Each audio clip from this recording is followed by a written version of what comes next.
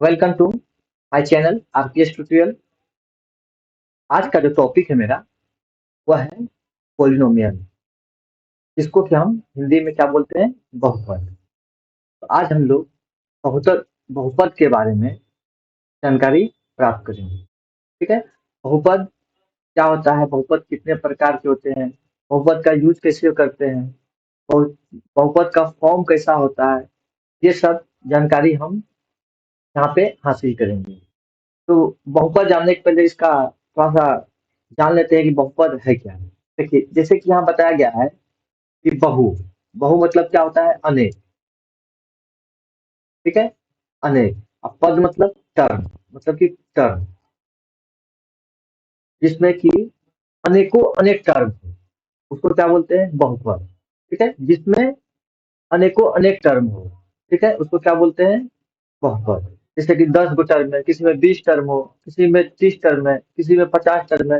मतलब कि इस टाइप का जो जितने भी मतलब फॉर्म वाले आएंगे उसको हम क्या बोलेंगे, बहुपद। अब बहुपद के बारे में हम जानते हैं, बहुपद का टर्म के बारे में जानते हैं, बहुपद के फॉर्म के बारे में जानते हैं। तो बहुपद का जो फॉर्म होता है वो होता है इस प्रकार का।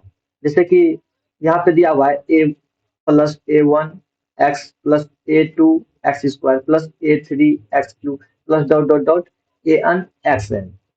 ठीक है, तो इतना जो दिया गया है, तो इस टाइप का जो जितना भी फॉर्म आपको देखने को मिलेगा, ये सब जो टर्म है, ये सब जो पद है, इस टाइप के जो पद देखने को मिलेंगे, तो ये सारे क्या कहलाएंगे, बहुपद। जैसे कि हम लोग देखते हैं x square plus 5x plus 6। तो यहाँ पे देखिए x square plus 5x plus 6, मतलब यहाँ पे देखिए ए का वैल्यू कितना हो गया, 6 हो गया, और A1 का वैल्यू कितना हो गया, 5 हो गया। एक्स तो की जगह पे एक्स तो है ही, और इसके बाद देखिए A2 का वैल्यू जो है आपका यहाँ पे 1 है, नहीं है कुछ, तो कोफिशिएंट क्या है, 1 है। ठीक है, इसके बाद ये एक्स स्क्वायर, तो एक्स स्क्वायर की जगह पे, तो ये भी आपका एक तरह का बहुपद है। मतलब इस टर्म वाले जितने भी पद हमको दिखने के लिए मिलेंगे, जितने भी इक्वेशन देखने को मिलेंगे, वो सारे क्या कहलाएंगे, बहुपद कहलाएंगे। अब बात आती है कि A1, A1, A2, A3 ये क्या है। तो यहाँ पे जो है ए है, A1 है, A2 है, A3 है, An है, ये सारे जो है कोफिशिएंट ऑफ जो है x x square x cube के जो कोफिशिएंट जो है, ये सारे जो कहलाते हैं अचर पद कहलाते हैं। क्या कहलाते हैं, अचर पद।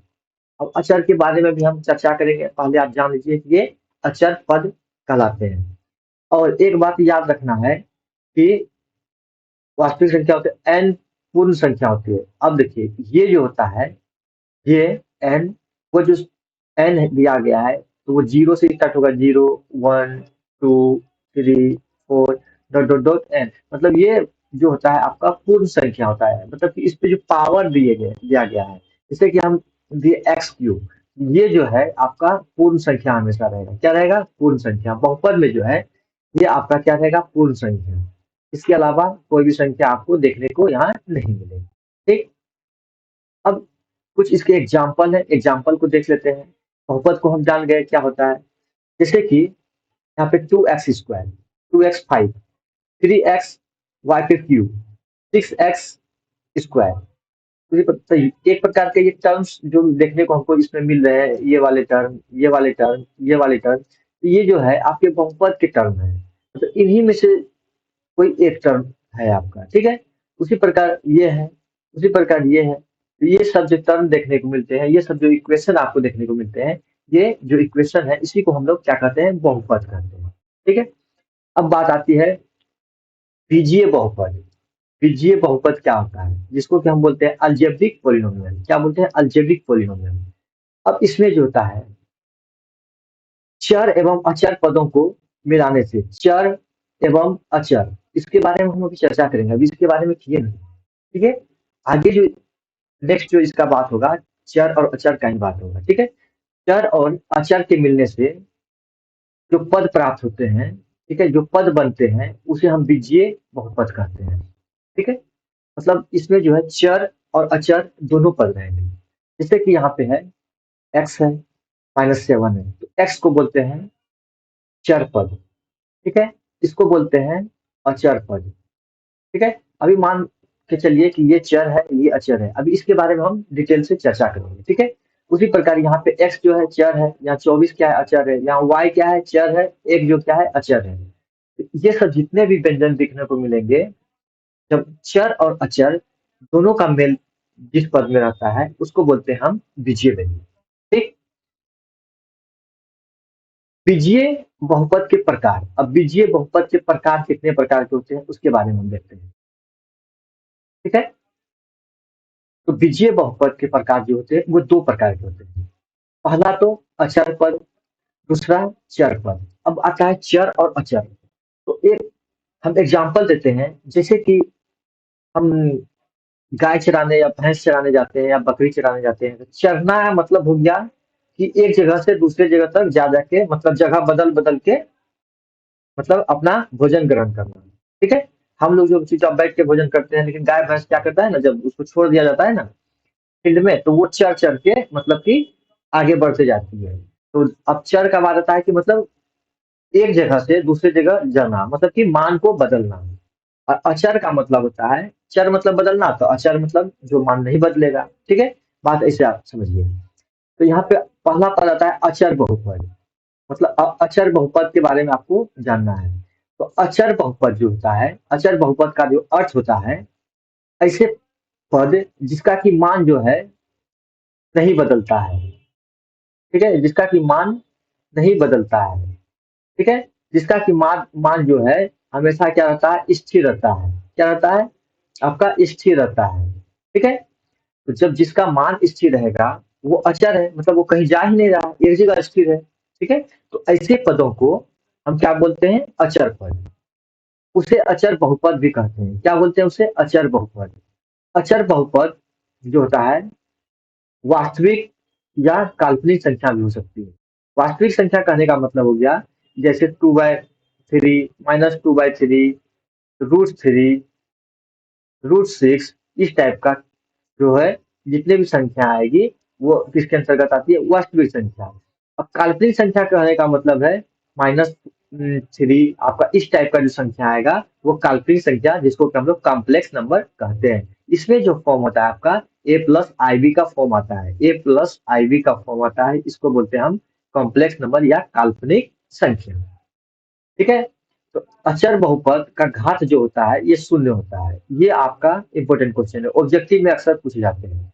ठीक है, अचर बहुपद जो होता है उसका घात जो होता है शून्य होता है। जैसे कि हम दे दिए कि x पे पावर 0, x पे पावर 0 का मान जो होता है वो 1 होता है। और 1 क्या है, एक अचर बहुपद है। क्या है वो, अचर बहुपद। जैसे कि 5 लिखा हुआ है, इसका मतलब लिखा हुआ है 5 × x⁻0। एक्स टू पावर जब 0 दे दिए, इसका मतलब हो गया 1 और इसका मतलब हो गया 5। 5 × 1 = 5। इस तरह से इसको समझने का प्रयास करते हैं। तो अचर बहुपद जो हो गया का घात कितना होता है, शून्य होता है। अचर बहुपद के कुछ एग्जाम्पल देखिए, 1, 2, 3, 4, 5, etc। मतलब इस तरह से जितने भी संख्याएं हैं वो सारे के सारे क्या है, अचर बहुपद है। ठीक है, अचर बहुपद है। तो अचर बहुपद जिसका कि मान सदैव क्या रहता है, स्थिर रहता है, क्योंकि इसका मान कभी बदलेगा नहीं। जहां जो है 5 है तो 5 का मतलब 5 ही होता है, उसका मान कभी बदलेगा नहीं। इनको क्या बोलते हैं, अचर बहुपद। अब बात आती है चर बहुपद की। चर बहुपद जो है, जैसे कि एग्जाम्पल हम दिए कि चरना मतलब होता है कि एक जगह से दूसरे जगह जाना। मतलब तो चर बहुपद जो होता है जिसका कि मान, मतलब हम बदलते रहते हैं, जिसका कि मान बदलते रहता है, ऐसा मान जिसके, जैसे कि मेरा जरूरत पड़ा और उसका मान हम बदल दिए, उस पद को क्या बोलते हैं, अचर चर बहुपद। चर बहुपद का जो अर्थ होता है जिसका मान बदलता रहता है। ठीक है, ऐसे पद जिसका मान जरूरत के अनुसार, जैसे हमको जरूरत है कि उसका मान बदलना चाहिए तो उसका मान क्या करेंगे, हम बदल देंगे। ठीक है, वैसे बहुपद को क्या बोलेंगे, चर बहुपद बोलेंगे। क्या बोलेंगे, चर बहुपद। अब एक्स वाई जेड के द्वारा उसको क्या किया जाता है, सूचित किया जाता है। क्या, किसके द्वारा, एक्स वाई जेड के द्वारा किया जाता है। ठीक है, चर बहुपद कभी भी काल्पनिक नहीं होता है। अब आता है कि चर बहुपद, जैसे कि एक्स आपका चर है, तो ये काल्पनिक नहीं होगा। इस पे पावर जो है कभी भी आपका काल्पनिक पावर नहीं होगा। इस पे पावर क्या होगा आपका n, मतलब कि ये जो n होगा आपका, ये होगा होल नंबर, मतलब 0 से लेके इंफिनिटी तक में, मतलब उसके बीच का मान सारा चीज रख सकते हैं। ठीक है, उसको क्या बोलेंगे हम, चर बहुपद। ठीक है, जैसे कि अब आता है एग्जाम्पल, जैसे कि x बराबर 2y+4 आता है बात, x बराबर 2y+4। देखिए यहाँ पे अगर मान लीजिए हमको x का वैल्यू 10 चाहिए, तो y का वैल्यू हमको बदलना पड़ेगा। x का वैल्यू अगर कुछ और चाहिए तो y का वैल्यू फिर बदलना पड़ेगा। मतलब y का मान जरूरत अनुसार हम क्या करते हैं, बदल सकते हैं। चर बहुपद का उदाहरण ये है। ठीक है, अब बहुपद की पहचान कैसे करें, बहुपद को हम कैसे जानेंगे कि ये बहुपद है। किसी भी व्यंजन के पदों का घात एक धनात्मक पूर्णांक होता है। क्या होता है, धनात्मक पूर्णांक होता है।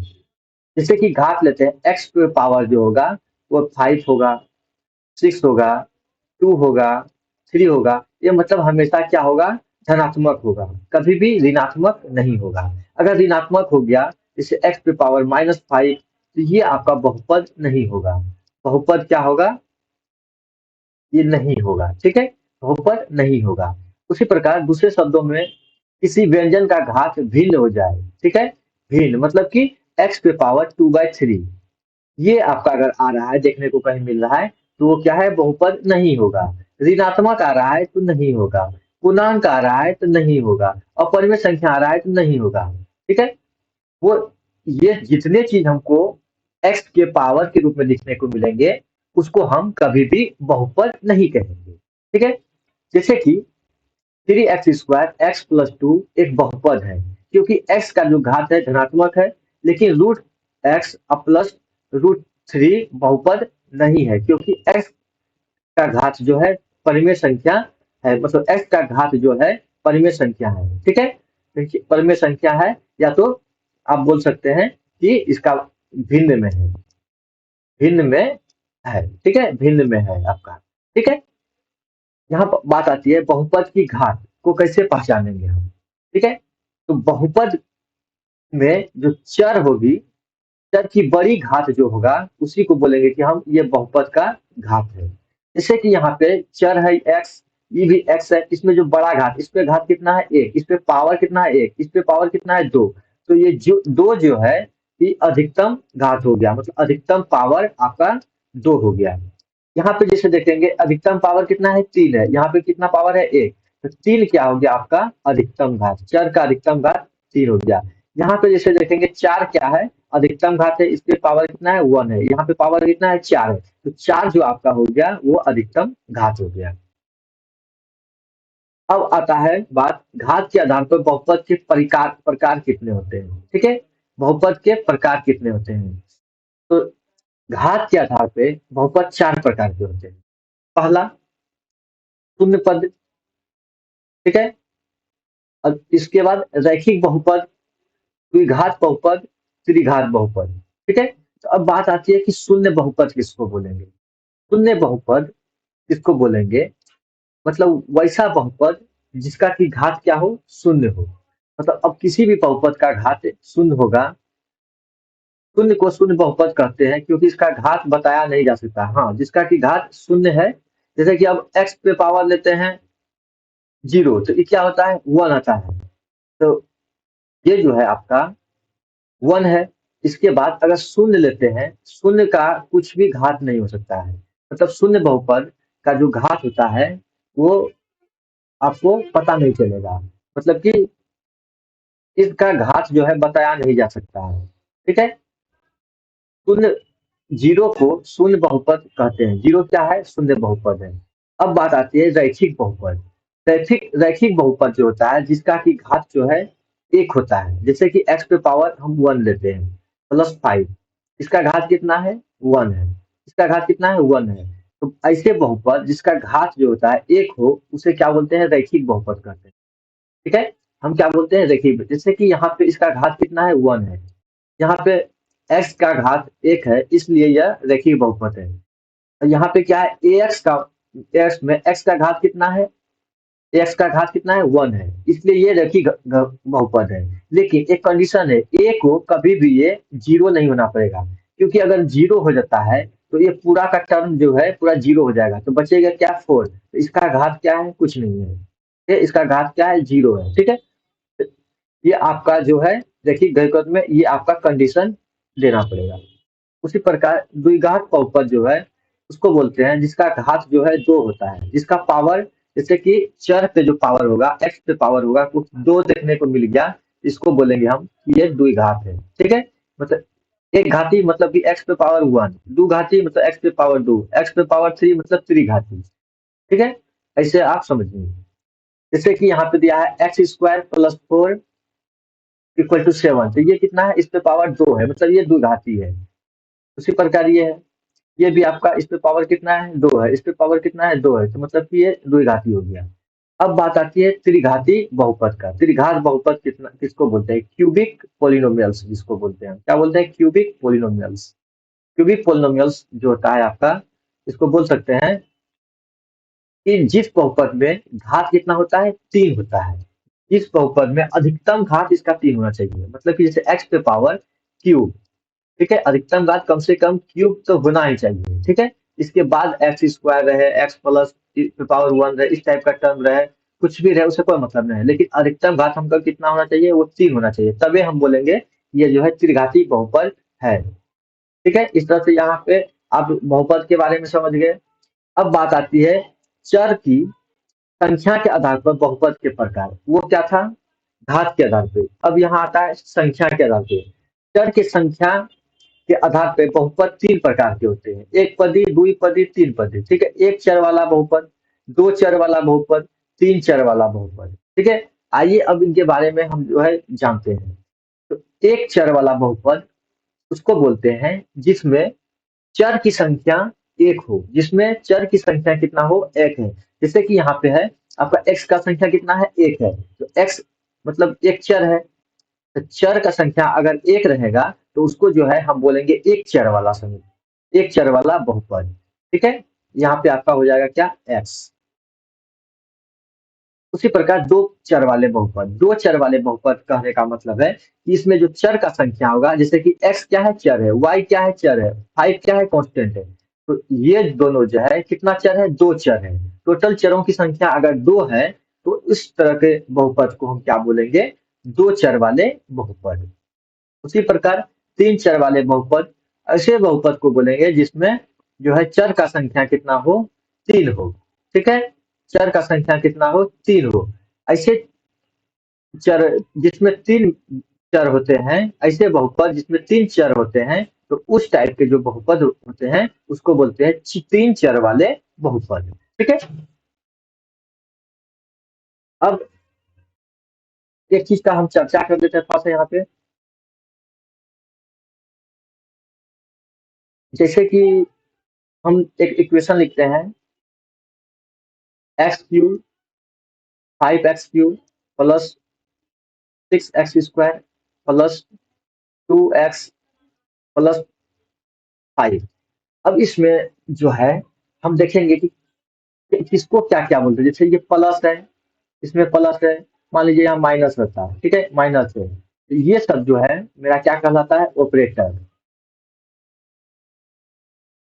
ये क्या, इसका काम है ऑपरेट करना, ठीक है? ये 5 है, ये 6 है, ये 2 है, इसको क्या बोलते हैं, कोफिशिएंट। क्या बोलते हैं, कोफिशिएंट। अब ये जो है एक्स, एक्स स्क्वायर, एक्स, इसको बोलते हैं वेरिएबल, इसको क्या बोलते हैं, चर, ठीक है? अब जो है बात आता है इसका 5 का, इसको बोलते हैं कांस्टेंट, इसको बोलते हैं अचर, ठीक है? इसके बाद आता है 3, 2, यहाँ पे पावर है 1, तो 3, 2, 1 जो है आपका, ये आपका हो गया, क्या हो गया, इसको बोलेंगे क्या, पावर, जिसको बोलते हैं घात। आपको यहाँ तक सब चीज समझ में आ गई होगी, कोफिशिएंट किसको बोलेंगे, ठीक है? ये कोफिशिएंट हो गया आपका, पावर किसको बोलेंगे, वेरिएबल किसको बोलेंगे, चर अचर किसको बोलेंगे, वो तो सारा चीज आप लोगों को समझ में आ गया होगा। ठीक है, अब यहाँ पे आते हैं बहुपद के शून्यक। बहुपद के शून्यक किसको बोलते हैं? शून्यक का मतलब होता है जैसे कि हम उस मान को बराबर कर देते हैं तो क्या हो जाता है, शून्य हो जाता है। तो किसी भी चर के वे सभी मान जो बहुपद को शून्य कर देते हैं वैसा मान डालेंगे उसमें, मतलब चर का मान वैसा रखेंगे जो कि पूरा बहुपद को क्या करे, शून्य कर दे। ठीक है, जैसे कि यहाँ पे ए एक्स प्लस बी है, तो ए एक्स प्लस बी जब है इसको हम जीरो के बराबर करेंगे तो ए एक्स इक्वल टू क्या आएगा, माइनस बी। तो एक्स बराबर क्या होगा, माइनस बी बाय ए। तो एक्स का मतलब बी बाय ए मान रखने पे ये पूरा बहुपद क्या हो जाएगा, शून्य होगा। ठीक है, तो ये एक्स माइनस बी बाय ए जो हो गया, इसका एक्स का क्या हो गया, शून्य हो गया। अब शून्य का संख्या किस पे डिपेंड करता है, मान लीजिए कि 1 डिग्री का पोलिनोमियल है तो शून्य कितना होगा, 1 होगा। एक्स स्क्वायर मतलब 2 डिग्री का पोलिनोमियल है तो शून्य कितना होगा, 2 होगा। एक्स क्यूब मतलब 3 डिग्री का पोलिनोमियल है तो शून्य कितना होगा, 3 होगा। एक्स फोर 4 डिग्री का पोलिनोमियल है तो शून्य कितना होगा, 4 होगा। इस तरह से मतलब जितना डिग्री उतना आपका आ जाएगा शून्य। अब बात आती है बहुपद के शून्यक एवं गुणांक में संबंध क्या है। बहुपद के शून्यक एवं गुणांक में संबंध, तो जैसे कि यहाँ पी एक्स बराबर ए एक्स प्लस बी दिया गया है, जहाँ की ए कभी भी जीरो नहीं होगा। अगर ए जीरो हो जाता है तो पूरा ये टर्म ही जीरो हो जाएगा।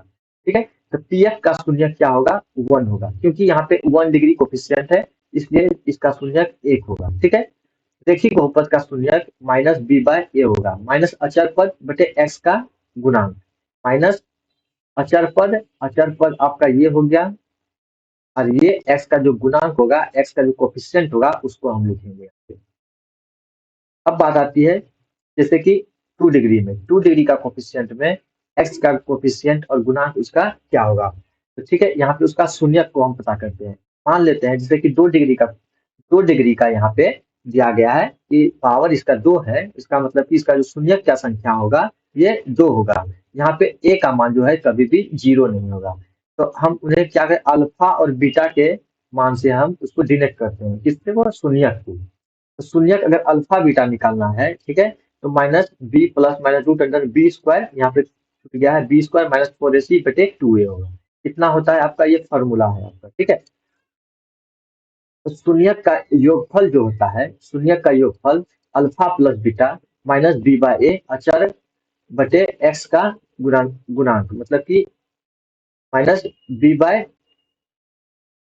ए आ जाएगा आपका। ठीक है, इसके बाद इस शून्य का गुणनफल जब निकालेंगे तो सी बाय ए आएगा। ठीक है, यहाँ एक्स स्क्वायर का गुणांक आ जाएगा आपका। ठीक है,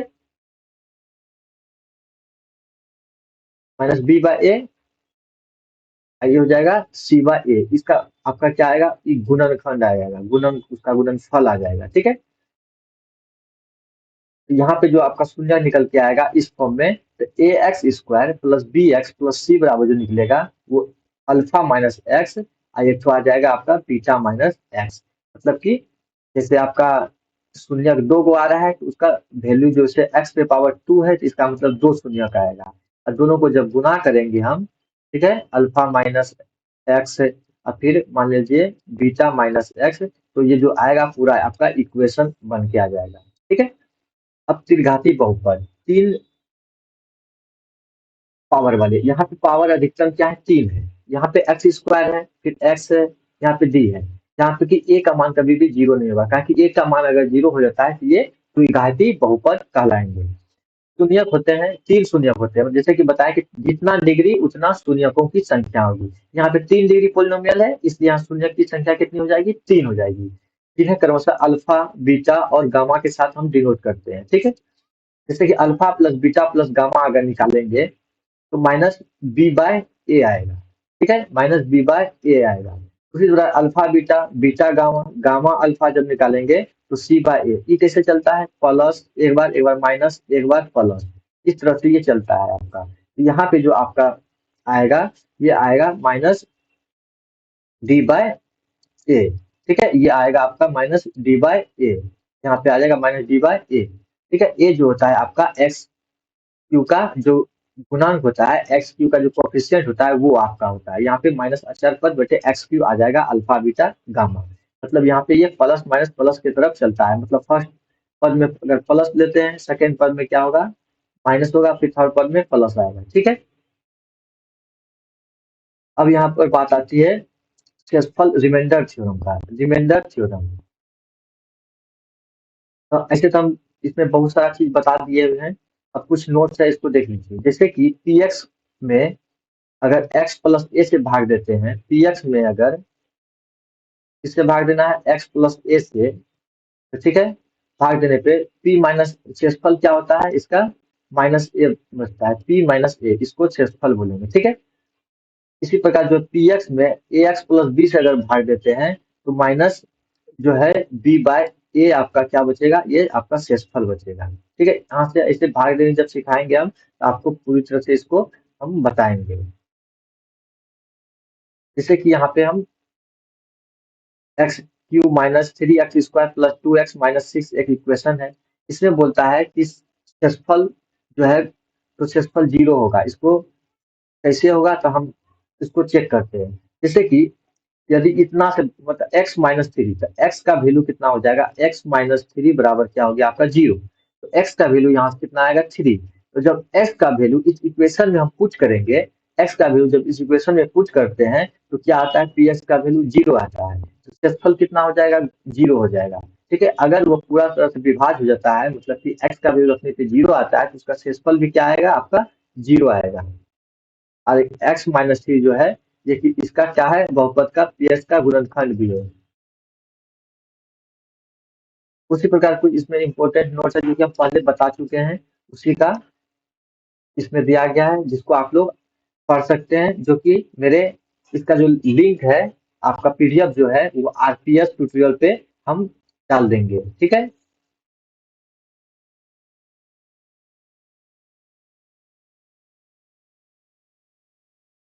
ठीक है, आरपीएस ट्यूटोरियल पे हम इसका जो है लिंक आपको डाल देंगे, पीडीएफ इसका डाल देंगे, जहाँ से आप लोग इसका पीडीएफ प्राप्त कर सकते हैं। और फिर आप इस पे जो है आप खुद से पढ़ के इसको थोड़ा सा अपना पावर को बढ़ा सकते हैं, नॉलेज को बढ़ा सकते हैं। ठीक है। तो आज के सेशन में इतना ही। और रेस्ट जो है अब नेक्स्ट अगले सेशन में जो हम लोग इसको पढ़ेंगे, इसके कुछ सवालों पे डिस्कस करेंगे, जिससे आप लोगों का कंसेप्ट जो है पूरा क्लियर हो जाएगा। ठीक है। Thank you.